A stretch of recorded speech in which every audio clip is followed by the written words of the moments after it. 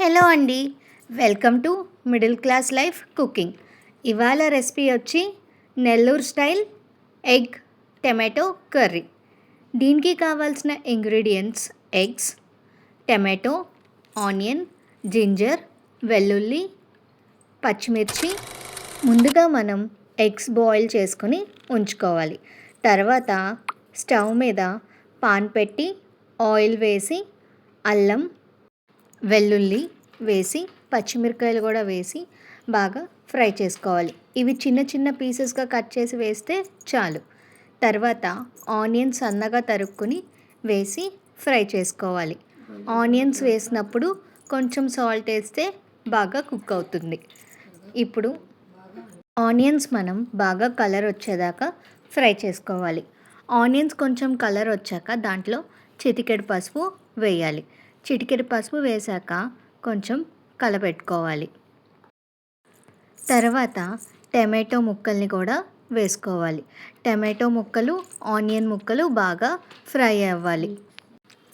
Egg tomato curry Nellore స్టైల్లో చేస్తే బాగా పిల్లలు ఇష్టంగా తింటారు. ఎగ్ అంటే ఎవరికి ఇష్టం ఉండరు? ఇంట్లో అందరికీ ఇష్టం. పెద్దవాళ్ళ నుంచి పిల్లల దాకా ఎగ్ చాలా ఇష్టంగా తింటారు. సో అలాంటప్పుడు మనం ఇలాంటి రెసిపీ ఒకటి చేసి పెడితే ఇష్టంగా తింటారు.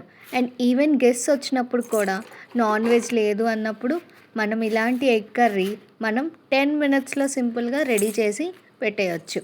అండ్ అందరూ చాలా హ్యాపీగా కూడా ఉంటారు. ఇప్పుడు ఆనియన్స్, టమాటో బాగా మిక్స్ అవ్వాలి. ఆనియన్స్లో నుండి వాటర్ వచ్చేసేదాకా బాగా కలిపెట్టుకుంటూ మూత పెట్టి తీస్తూ ఉండాలి. ఇప్పుడు ఆనియన్స్ అండ్ ఉల్లిపాయలు బాగా ఫ్రై అయ్యాక కొంచెం ఉప్పు వేయాలి. ఉప్పు మనం చెక్ చేసుకుంటూ వేయాలి. ఎందుకంటే ఆల్రెడీ మనం ఉల్లిపాయలు వేగేటప్పుడు కూడా వేసాము. ఉప్పు వేసాక కొంచెం కారం కూడా వేసుకోవాలి. కారం మనం రుచికి సరిపడా వేసుకోవాలి. అండ్ ఇదే టైంలో మనం కొంచెం గరం మసాలా కూడా వేసుకోవాలి. గరం మసాలా వేస్తే ఫ్లేవర్ బాగా వస్తుంది. ఇప్పుడు మూత పెట్టి బాగా మగ్గించుకోవాలి. అండ్ ఇప్పుడు మగ్గించుకునేటప్పుడు వాటర్ అన్నీ పైకి తేలి కొంచెం ఎగ్స్ కూడా పీల్ ఆఫ్ చేసుకుని ఉంచుకోవాలి. ఇప్పుడు బాగా మగ్గాక మనం కొంచెం వాటర్ పోసుకోవాలి. వాటర్ అనేది కన్సిస్టెన్సీ బట్టి మనం పోసుకుని ఎగ్స్ కూడా డ్రాప్ చేసుకుని బాగా ఉడికించుకోవాలి.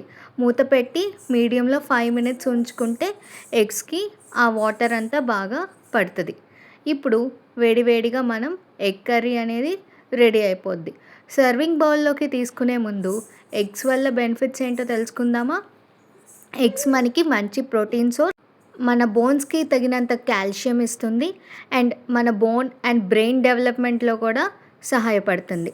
చూడండి, నేను వేడివేడిగా రైస్తో ఎగ్ కర్రీని పేర్ చేసుకుంటున్నాను. మీరు ఇలా పేర్ చేసుకోవచ్చు. చపాతీలో కూడా తినొచ్చు. మరికొన్ని ఇలాంటి రెసిపీస్ కోసం follow middle class life. Please like, share, subscribe and comment.